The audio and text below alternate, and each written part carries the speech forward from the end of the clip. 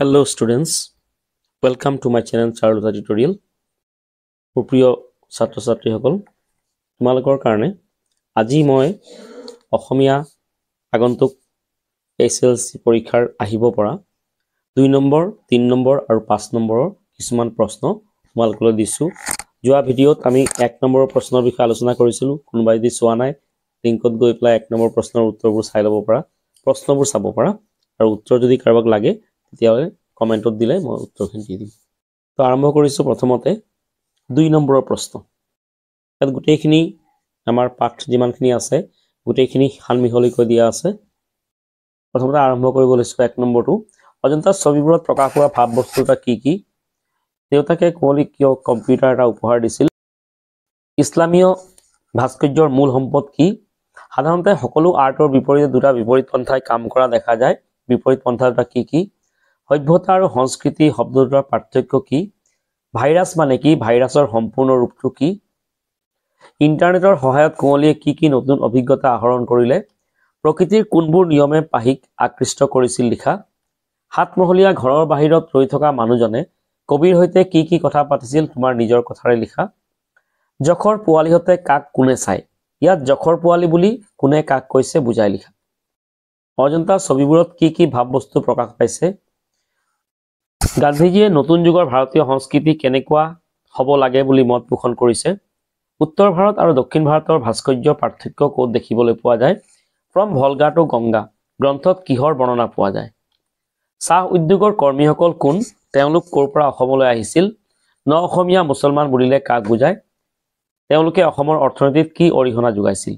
এয়া মোৰ মায়ে দিয়া আশীৰ্বাদ, এয়া কেৱল এডাল চেইন নহয়। কোনে কি পৰিস্থিতিত পৰি কাক এইষাৰ কথা কৈছিল? হস্পিটেলত থাকোতে অৰুণিমাৰ মনত কি সপোনে তীব্ৰ ৰূপ লৈছিল? চিকিৎসালয়ৰ পৰা ওলাই গৈ অৰুণিমাই কাক আৰু কিয় লগ ধৰিছিল?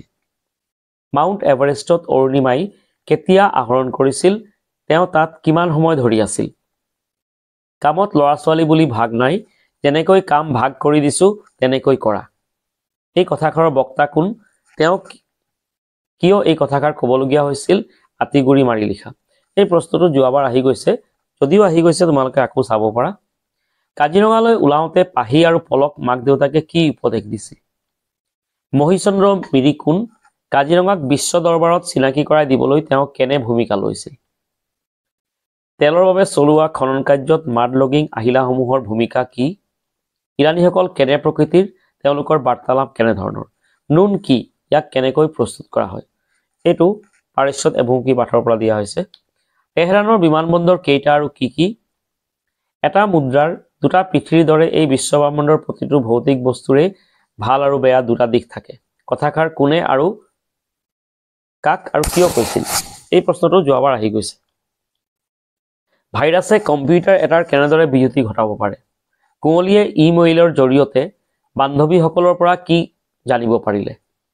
ইণ্টাৰনেটত সঘনাই ব্যৱহাৰ হৈ থকা কিছুমান শব্দ, ইয়াত 4টা শব্দ প্ৰায় আহে লিখিবলৈ। কৌৰৱৰ বিশিষ্ট সেনাপতিসকলৰ নাম লিখা। ভীষ্মৰ যুদ্ধোৎসৱ দেখি কি ৰণবাদ্যৰ মহাশব্দ হৈছিল? আবে পাণ্ডৱসকলৰ যুদ্ধোৎসৱ শুনা। কুৰুক্ষেত্ৰ যুদ্ধৰ প্ৰাকখনত পাণ্ডৱে কি শংখ বজাইছিল? কপিধ্বজ মানে কি? তেওঁক কিয় এই নাম ৰখা হ'ল?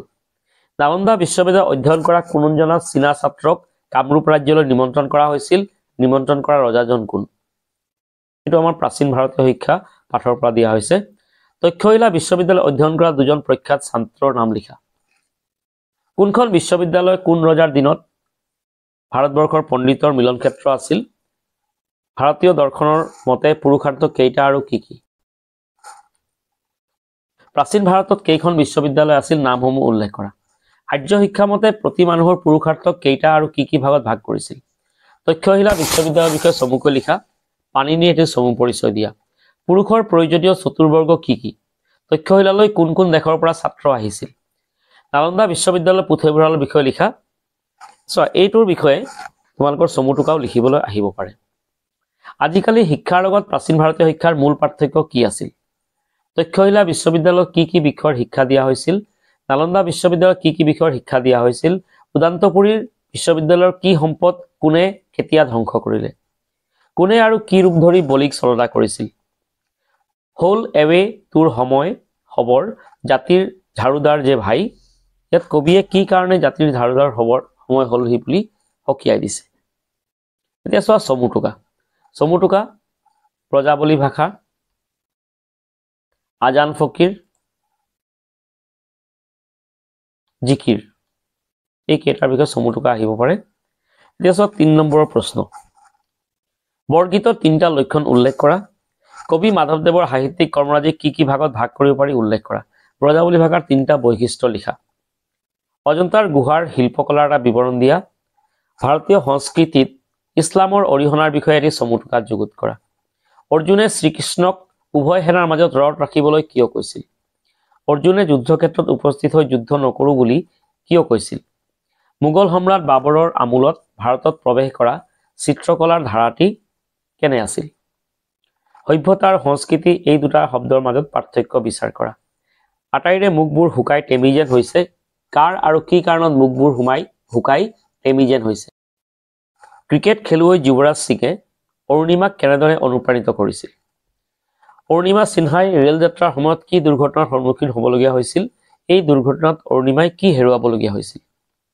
অৰুণিমাৰ সপোন পূৰণ কৰাৰ ক্ষেত্ৰত বাচেন্দ্ৰী পালে কেনেদৰে সহায় কৰিছিল এভাৰেষ্ট বিজয়ৰ সপোন সাকাৰ কৰিবলৈ অৰুণিমাই কেনেদৰে অনুশীলন কৰিছিল অৰুণিমা সিনহাই কিয় লাডাখত থকা মাউণ্ট চামছেৰ কাংগ্ৰীৰ অভিযান সম্পূৰ্ণ কৰিব নোৱাৰিলে নিজৰ সাধনা আৰু একাগ্ৰতাৰ বলত সিদ্ধি লাভ কৰা প্ৰাচীন ভাৰতীয় চৰিত্ৰ কেইটামানৰ নাম উল্লেখ কৰা আৰ্য শিক্ষাৰ কলাবিদ্যা কিমানটা প্ৰাচীন ভাৰতৰ বিশ্ববিদ্যালয়সমূহৰ আৰ্য শিক্ষাৰ কলাবিদ্যা কোন বিভাগত দিয়াৰ ব্যৱস্থা আছিল সংস্কৃত ভাষাৰ প্ৰথম ব্যাকৰণ প্ৰণেতাগৰাকীৰ নাম কি তেওঁৰ ব্যাকৰণখন কেইটা অধ্যায়ত সম্পূৰ্ণ হৈছে আদিৰ পৰা অন্তলৈ কিহেৰে বন্ধা চাণক্য কোন ৰজাৰ মন্ত্ৰী আছিল তেওঁ আন কি দুটা গ্ৰন্থ আন কি নামেৰে পৰিচিত তেওঁ ৰচনা কৰা বিশ্ববিখ্যাত গ্ৰন্থখন কি তোমাৰ ধাৰণাত বৰ্তমান শিক্ষা ব্যৱস্থাৰ দুখ কি আজিকালি স্বাধীন চিন্তা কৰি নতুন তত্ত্ব বাহিৰ কৰিব পৰা ছাত্ৰৰ সংখ্যা কম কিয় প্ৰাচীন ভাৰতত কেইটা বিশ্ববিদ্যালয় আছিল আৰু কি নাগাৰ্জুন কোন তেওঁ ক'ত আছিল আৰু কি কৰিছিল কবিতাটিত কাঠবাজি বুলি কাক কোৱা হৈছে ইয়াৰ অৰ্থ কি এই অপবাদৰ পৰা তেওঁ কোনে ৰক্ষা কৰিলে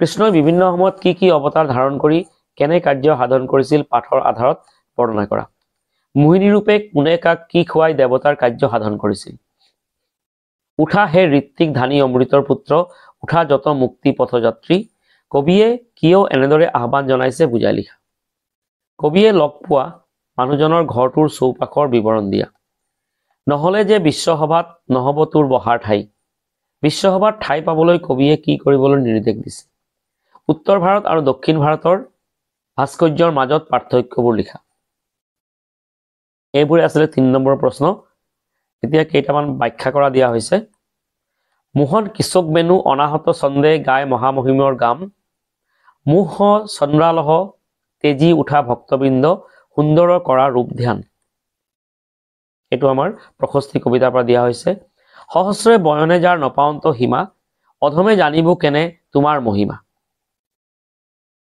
বৰগীত কবিতাৰ হিংসা দেশৰ ভেদাভেদৰ ঘৃণাঘৃণীৰ স্বাৰ্থপ্ৰেমৰ কত যে মলিমামৰ ভৰি জাতিৰ জীৱন যায় এটো ঝাৰু ধৰ ভাই কবিতাৰ পানী মৰে পিয়াহত অগ্নি মৰে জালত খুদা ৰসুল লুকাই আছে মুমিনৰ হাৰত এটো জিকিৰৰ পৰা দিয়া হৈছে এতিয়া চাম 4-5 নম্বৰৰ প্ৰশ্ন অসমলৈ যুদ্ধ কৰিবলৈ আহি মোগল সকলে অসমৰ ৰূপ কেনেদৰে বৰ্ণনা কৰিছে বুজাই লিখা লিখকে ভাৰত বুৰঞ্জী কিয় ৰাজ্যৰ উত্থান পতন ভঙাগৰা বুৰঞ্জী বুলি কৈছে পুৰণি ভাৰত বুৰঞ্জী যেনেকৈ অভিযানৰ বুৰঞ্জী তেনেকৈ সমন্বয়ৰ বুৰঞ্জী কথাকাৰ মুকলিকৈ বুজাই লিখা ভাৰতীয় সংস্কৃতি এক বিৰাট সমন্বয়ৰ বস্তু উক্ত বাক্যশাৰী কি কাৰণত কোৱা হৈছে পাঠৰ আধাৰত বুজাই লিখা বিশেষ এটা ঔদ্যোগিক আবেষ্টনীৰ মাজত বসবাস কৰিবলৈ লোৱাৰ কাৰণে থলুৱা সংস্কৃতিৰ পৰা আঁতৰি পৰিল ইয়াত কি ঔদ্যোগিক আবেষ্টনীৰ কথা উল্লেখ কৰিছে কোনে আৰু কিহৰ বাবে আঁতৰি পৰাৰ কথা কৈছে পাঠৰ আলমত বিচাৰ কৰা এটো অসমৰ জনগোষ্ঠীৰ গাঁথনি আৰু সংস্কৃতি লগে লগে সংস্কৃতিৰ ৰূপান্তৰ ঘটিল কিহৰ লগে লগে সংস্কৃতিৰ ৰূপান্তৰ ঘটিল এই ৰূপান্তৰ কিদৰে ঘটিছিল অসমৰ জনগোষ্ঠীৰ গাঁথনি আৰু সংস্কৃতি নামৰ পাঠৰ আধাৰত চমুকৈ লিখা ইন্টাৰনেটৰ অত্যাধিক ব্যৱহাৰে ছাত্ৰ ছাত্ৰীৰ জীৱনত কেনেদৰে প্ৰভাৱ পেলাব পাৰে পাঠৰ আধাৰত বুজাই লিখা কুঁৱলী দৃঢ় বিশ্বাস এই প্ৰতিজ্ঞাসমূহ আখৰে আখৰে পালন কৰিলে তাৰ জ্ঞানৰ পৰিধিয়ে আকাশ চুব। ইয়াত কি প্ৰতিজ্ঞা পালন কৰাৰ কথা কোৱা হৈছে? কিয় এই প্ৰতিজ্ঞা পালন কৰিবলগীয়া হ'ল তোমাৰ পাঠৰ আধাৰত বুজাই লিখা। ইণ্টাৰনেটৰ তিতা মিঠা গল্পটোৰ নামকৰণৰ সাৰ্থকতা বিচাৰ কৰা। ইণ্টাৰনেটৰ মিঠা সুবিধাৰ লগতে তিতা অসুবিধাও আছিল। ইণ্টাৰনেটৰ তিতা মিঠা পাঠটোৰ আধাৰত ইণ্টাৰনেটৰ সুবিধা আৰু অসুবিধাসমূহৰ বিষয়ে লিখা। প্ৰাচীন ভাৰতৰ বিশ্ববিদ্যালয়সমূহৰ বিষয়ে চমু পৰিচয় দিয়া। এজন উদ্যোগী হোৱা যিমান সহজ, সফল হোৱাটো কিন্তু সিমান সহজ নহয়। কথাষাৰ তোমাৰ পাঠৰ আধাৰত বুজাই লিখা। ছাত্ৰ ছাত্ৰীসকল, এইবোৰেই আছিলে এইবাৰ তোমালোকৰ পৰীক্ষাত আহিব পৰা সাম্ভাৱ্য প্ৰশ্ন 3 নম্বৰ, 4 নম্বৰ আৰু ব্যাখ্যা কৰা। আশা কৰোঁ এইবোৰে তোমালোকক আগন্তুক পৰীক্ষাৰ কাৰণে সহায় কৰিব। যদি তোমালোকে ভিডিঅ'টো ভাল পাইছা তেতিয়াহ'লে তোমালোকে ছাবস্ক্ৰাইব কৰি দিবা আৰু লাইক কৰিবা, যাতে পিছত আৰু আমি আগন্তুক পৰীক্ষাসমূহৰ বাকী থকা যিবোৰ বিষয় আছে সেই বিষয়বোৰৰ আমি সাম্ভাৱ্য প্ৰশ্নবোৰ তোমালোকক ওচৰত দিবলৈ চেষ্টা কৰিম।